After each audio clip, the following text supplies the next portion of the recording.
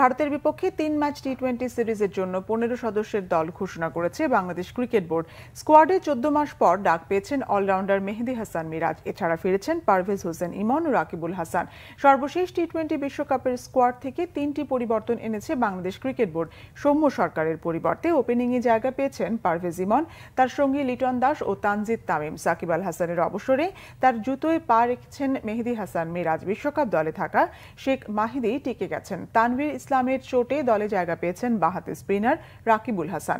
আগামী টি-20 বিশ্বকাপকে সামনে রেখে পরীক্ষা নিরীক্ষা করতে চায় বিসিবি। অভিজ্ঞতার বিচারে দলে জায়গা ধরে রেখেছেন মাহমুদুল্লাহ রিয়াজ। নাজমুল হোসেন শান্তর দলে পেস অ্যাটাকে কোনো পরিবর্তন আনা হয়নি। টেস্ট মিশন শেষ হওয়া ২০ ওভারের ক্রিকেটে ফিরেছেন মুস্তাফিজ, তাসকিন, শরীফুল ও তানজিম সাকিব। মিডল অর্ডারে তাওহিদ হৃদয় ও লেগ স্পিনার রিশাদ হোসেন আছেন অটো চয়েস হিসেবে। আগে যে টি-20 বিশ্বকাপে আমাদের যে দলটি খেলেছিল সেই দলের থেকে সেখানে ওপেনিং এ একটা চেঞ্জ আছে। আপনারা দেখেছেন যে মিডল অর্ডারেও একটা চেঞ্জ আছে এবং স্পিনিং অ্যাটাকেও পরিবর্তন এসছে। আমরা সৌম্য সরকারের জায়গায় পারভেজ হোসেন ইমনকে এখানে আমরা ট্রাই করে দেখতে চাই।